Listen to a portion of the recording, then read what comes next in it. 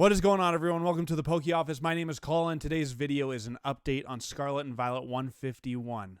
So, a few days ago, I got a comment talking about how Pokemon YouTubers always just pump Sword and Shield, pumping like whatever I have or whatever they have, like the Pokemon YouTuber has, so that everyone FOMOs out and buys and whatnot. And then he's like, you don't take this opportunity to buy 151. I'm actually going to read you the comment. I'll put it up on the screen here. So this guy is a scammer. He's dancing around the real investment knowledge of 151. He wants to sell you his investments, wants you to buy Sword and Shield products now. Absolute scam behavior. The narrative does not allow for any of these PokeTubers to talk about 151 as an investment. Once you see this behavior, you know that what these guys are doing is scamming. They do not have your investing interests at heart. 151 is the investment of a lifetime. We don't get many opportunities like this. Colin here will never tell you that none of these scammers will. Whatever. It's a scheme, a narrative. Colin is nothing but a parrot installed to propagate what the shills are doing. This is a show, a theatrical, nothing more than entertainment. Colin here is not a financial expert nor a TCG expert. He is a salesman. Two things right about that comment. I'm not an expert financially, and I'm not an expert at TCG. I'm just a nerd, and I really love Pokemon. However, if you've been watching the channel for any amount of time, you know that I absolutely adore 151. I've talked about it a bunch. I think it is almost like literally the perfect set. So this, I just don't even know where this comes from, honestly. Kind of a joke. And to be fair with you, I was thinking about this. So if I'm like telling you to go buy Evolving Skies, which whatever, I think it's a good investment. I have 5 boxes of Evolving Skies total. So even if it reaches $1,000 a box, yay, I have $5,000 worth of product. It's not like that's going to make me rich. It's not like we're not talking tens of thousands or hundreds of thousands or millions of dollars. We're just talking about $5,000. And I paid $3,000 for it. Like, it's not... Wow. You know what I mean? So anyways, I love 151. I think it is the one of the best investments right now. And as long as they don't reprint it. It is well within the reprint window. They reprinted the crap out of Shining Fates. They reprinted a lot of Crown Zenith. So I'm expecting that Costco run of like the 2-packs, the Alakazam and Zapdos boxes of 151 to make a dent in 151 a little bit. But overall, I am big on 151. I absolutely adore the set. So we're going to look into it. It's just about Friday this week is going to be 6 months since Scarlet and Violet 151 released. So we'll take a look. But before we do, here is the first giveaway for my 10,000 subscriber giveaway. We're on the road.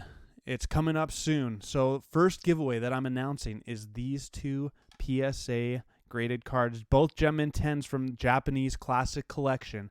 It is the Voltorb and the Electrode. Absolutely gorgeous. They got the gold shiny borders, the hollow patterns. Absolutely love them. So if you want to be entered to win those, make sure to subscribe to the channel with bell notifications on, hit the like button, and leave me a comment letting me know what you think about that comment that I just read, or letting me know what you think about 151, or just spout off some nonsense. I'm here for it. Let's get to the data. All right, so starting off, we got the Elite Trainer box, and I mean, when I was putting this presentation together, I was absolutely shocked at how well this set continues to do.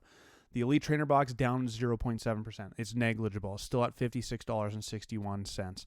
Now, the booster bundle actually down a little bit. You could get these for a very short period of time on Pokemon Center for $35.99 each Canadian. So that's like $28.99.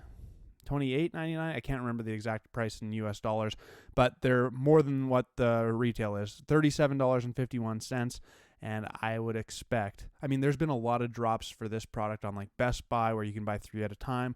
Pokemon Center had it for a very short period of time. You could get them from stores, but they're just hard to find. Absolutely crazy.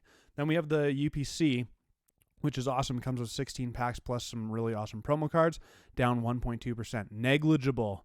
Absolutely crazy. And the booster packs down 3.2%. So they've come down a little bit. I would suspect that if they continue to reprint 151, these will come down a little bit more, like especially the Costco packs that they are in the United States Costco's right now. I'm hoping that they come to Canadian Costco's for me and all the Canadians watching. That could bring the price down a little bit. Okay, let's get to the cards. Any card worth $10 or more is on this presentation. Kangaskhan, ultra rare full art, up 97.8% since basically released. That's the start of October on the graph. So started at $5.07 and now at $10.03. Absolutely huge. Psyduck illustration rare up 29.1% at $10.07. It's crazy why like TCG Player always has like lots of cards that are the exact same price. I think that's just a weird math thing, would be my guess. Then we got, as the kids like to call it, Giovanni's Riz. I'm getting too old for this. Giovanni's Charisma down 14.6%. So this special illustration rare not holding up great in the market. Like I expected this one to be a $20 card, especially considering some of the cards that are $20 and the artwork on this card with the Master Ball in there, the Persian, really, really cool. This one only a $10 card, so I definitely want to grab a couple of those for my binder. Poliwhirl, $10.18. Not a ton of movement here, down 1.3%. Erica's Invitation, this is the ultra rare version of it, down 26.4%. Erica's Invitation not nearly as popular in English as it was in the Japanese version of 151. I expected this card plus the special illustration rare to be quite a bit higher than they are, but it's not doing too great. It's at $10.19. Then we have the Zapdos Ultra Rare Full Art up 36.9% to $13.53. It's really mind-blowing to me. Almost every single Ultra Rare Full Art card from 151 is over $10. Like, it's mind-blowing. Alakazam, $13.75, doing really good. Ninetales up 106.5%, $16.58 is where it currently sits on the market. Dragonair up 31.8% to $16.76. Then we're into some of the illustration rares. The Ivysaur, the cheapest one out of like the good ones, $18.11. That's up 25.1%. Kind of just been leveled off there right around the $16 to $18 mark over the last 5 months or so. Venusaur Ultra Rare up 96.3%. Why is it that people don't like the Bulbasaur, Ivysaur, Venusaur line nearly as much as Squirtle and Charmander? Like, I'm the exact same, but all of them are really cool. I like all of them, but Charmander is my favorite. Squirtle is my second favorite. Bulbasaur definitely on the third place podium there. Pikachu illustration rare, absolutely gorgeous card, and a bit of a funny graph, but really over the last 4 months here now has been leveled off in between $17 and $19 or so. Now it's at $19.55. Charmeleon, the middle evolution of the Charmander line, up 22.9%, looking down at the Charmander in the valley. Absolutely gorgeous card. And really, it has been kind of fluctuating in between $18 and $22 here for the last 4 or 5 months. Then we have, I didn't change the title, shocker alert. This is the Mew Ultra Rare, down 3.7%, but still holding a lot of value for this Ultra Rare Full Art card, $20.48. Then we have the special illustration rare Erica's Invitation. This is the one that is really shocking to me, down 40.5%, currently at $20.66. The Japanese one, I haven't checked in a while, but I mean, when I bought it, I paid a lot of money for it. It was like in the hundreds of dollars. I think it still is in the hundreds of dollars. Luckily, that card that I bought is a Gem Mint 10 from PSA now, which I'm very, very happy about. Then we have the Wartortle illustration rare up 51.8%, $21.44 where it currently sits. So in my memory, Scarlet Violet 151 came out. Everything was like doing pretty good, but that first 2 weeks, unlike most Pokemon sets, things started increasing, not decreasing in value, and that's exactly what these graphs are showing for so many of these cards. Then we have the Blastoise Ultra Rare Full Art, $21.51. That's up 40.8%. Big gain early on in October there, and it actually looks like a little bit of an upward trend over the last 5 months as well. Bulbasaur took a huge gain early out of the gate, up 41.2% overall over the last 6 months to $22.78. Looks like it's kind of been floating in between $20 and $24 here for the last couple months. Squirtle has a nice trend line up ever since October 2023. Now it's up to $28.02, which is a 45.6% gain.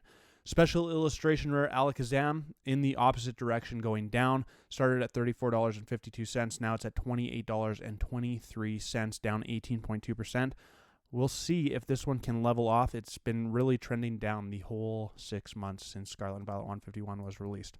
Then we have my favorite, Charmander, and a big gain early on, and then kind of just has leveled off in between that like $28, $32 range, currently at $29.35.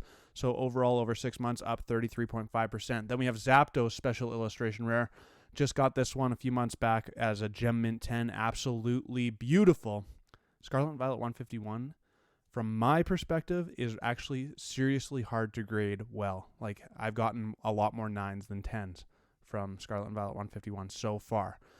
So this Zapdos down 11.1%, kind of like the Alakazam, a pretty negative trend line. Like, it's been headed downwards in the wrong direction for the whole time.